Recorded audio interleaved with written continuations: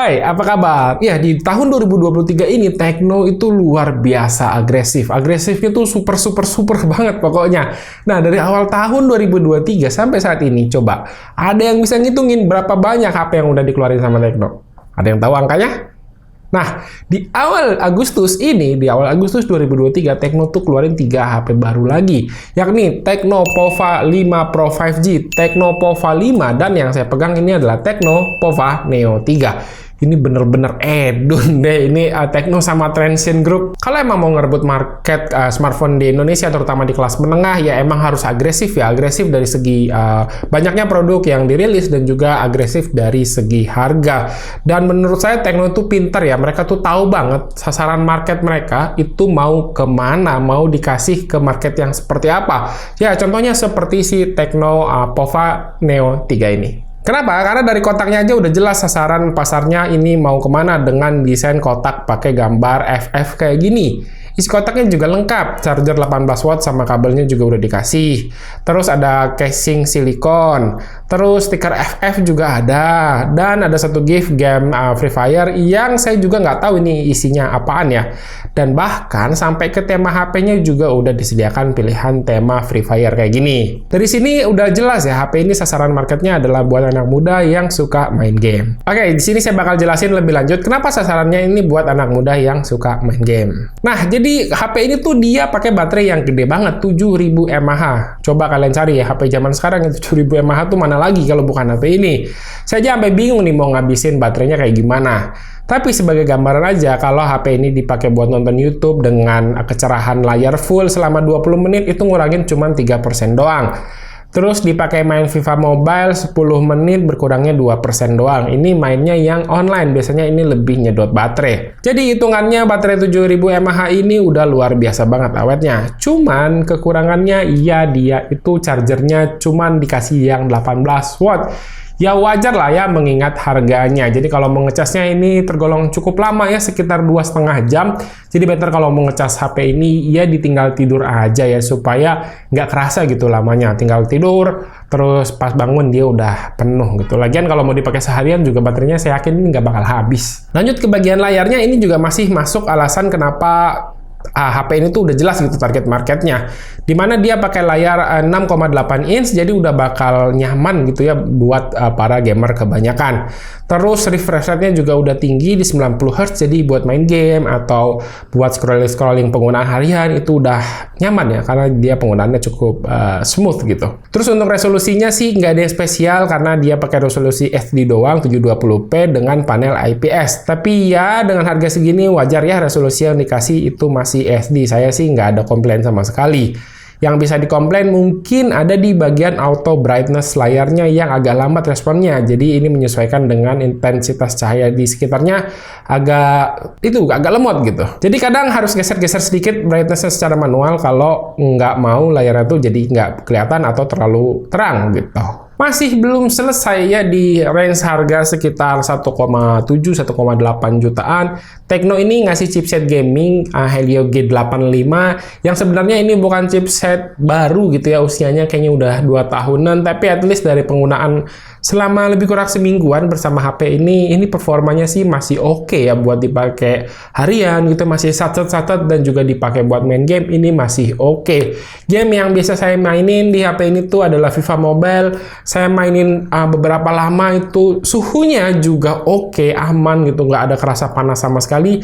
Jadi menurut saya ini cukup nyaman gitu ya main game berlama-lama di Tekno Pova Neo 3 ini. Terus performa Helio G85 ini didukung dengan RAM 8GB yang udah cukup oke untuk kelasan harganya. Oh ya, untuk RAM-nya sendiri sih bisa di-extend ya 8GB lagi kalau kalian butuh, itu ada di bagian pengaturan. Sementara untuk penyimpanan dia udah dikasih 128GB yang juga masih ada slot SD card tambahan bertipe triple slot, jadi aman, nggak akan rebutan sama SIM card. Ini jelas ya, sekali lagi Tekno tuh tahu target marketnya mereka, karena di range harga segini kan nggak semua orang mampu untuk beli HP 1 tahun atau 2 tahun sekali. Makanya Tekno itu masih ngasih slot dedicated sulit di HP mereka. Lanjut, karena aspek gaming dan performa di HP ini tuh udah oke banget di budget segini, yang dikorbankan adalah dari sisi kameranya. Untuk kamera belakang yang terlihat ini seperti ada dua kamera, padahal sebenarnya iya satu kamera aja 16 megapiksel. Karena satunya lagi tuh sebenarnya lensa gimmick depth sensor 0,8 megapiksel doang. Sementara satu kamera depan ada beresolusi 8 megapiksel. Hasil kamera dari Tecno Pova Neo 3 ini sebenarnya nggak bisa dibilang bagus, tapi ya nggak jelek-jelek juga, standar-standar aja lah. Untuk foto siang hari, dari hasil fotonya secara warna sih ini agak lumayan oke, terlihat sedikit lebih vibrant daripada kondisi aslinya. Hasil fotonya di sini kelihatan overprocess ya menurut saya, karena kalian bisa lihat sendiri ini tuh fotonya dibuat terlihat supaya lebih tajam gitu. Sementara untuk foto low light di sini saya sedikit surprise dengan hasil kamera Tecno Pova Neo 3 ini, karena bisa menampilkan foto low light yang cukup eye pleasing ya menurut saya. Dan Tecno juga masih ngasih night mode untuk HP entry level mereka, which is ini tuh hal yang cukup jarang dikasih oleh brand lain. Yes, ini hasil perekaman dari Tecno Pova Neo 3. Untuk resolusi sih overkill ya, menurut saya bisa 2K 30 fps. Dan kualitasnya tuh kayak gini, 2K 30 fps-nya. Ya gempa ya, karena emang nggak ada stabilizernya. Ini siang hari, matahari super gonjreng. Ini dynamic range-nya kalau dari layar kelihatannya masih oke, karena dia masih mampu nampilin langit tuh warna biru. Autofocusnya juga tuh bagus ya, cepet. Tuh yang bisa lihat. Untuk video masih oke lah ya. Untuk stabilisasinya begini ya guys, sedikit gempa-gempa lah. Tapi dynamic range-nya saya cukup takjub. Rasanya masih bagus. Nah, ini untuk kamera depan sama, dia 2K 30 fps. Wah, panas banget coy. Nah, dia agak keteteran di sini karena kalian bisa lihat ya, seperti yang saya bilang tadi kan, sebenarnya tuh langit belakang sana tuh lagi cerah-cerahnya gitu. Jadi agak dikorbankan di belakang, nggak apa-apa gitu ya, supaya wajah masih tetap terlihat oke. Nah, ini agak mendingan. Kalian bisa lihat. Ini beneran sumpah panas banget. Hai. Kok masuk kok? Nggak mau dia. Oke.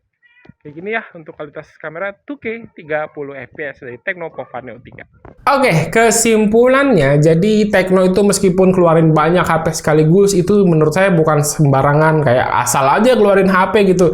Tecno tuh tahu target market mereka itu mau disasar ke arah mana ya. Contohnya si Tecno Pova Neo 3 ini kan emang cocok gitu ya buat para anak-anak muda yang seneng main game. Karena HP ini tuh menawarkan performa gaming yang oke. Mulai dari layarnya tuh jumbo banget, 6,8 inch. Baterai badak ya, 7000 mAh dan awet banget. Terus juga performa chipsetnya masih oke, masih mumpuni gitu ya, Helio G85. Dan ya itu semua sih menurut saya sudah cukup tahu gitu, target marketnya udah mumpuni untuk para gamers gitu ya. Meskipun secara kamera itu harus dikorbankan, tapi menurut saya ya nggak buruk-buruk juga ya untuk hasil performa kameranya. Masih lumayan bisa kepake lah.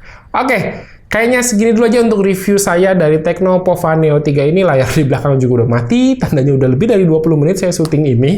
Dan ya segini dulu untuk video kali ini. Terima kasih buat yang udah nonton. Oh iya, kalau kalian berminat, linknya ada di kolom deskripsi di bawah. Ya, segini dulu. Terima kasih buat yang udah nonton. Silahkan like dan share video ini jika menurut kalian video ini bermanfaat. Randy pamit, sampai jumpa di video berikutnya. Ciao, bye-bye.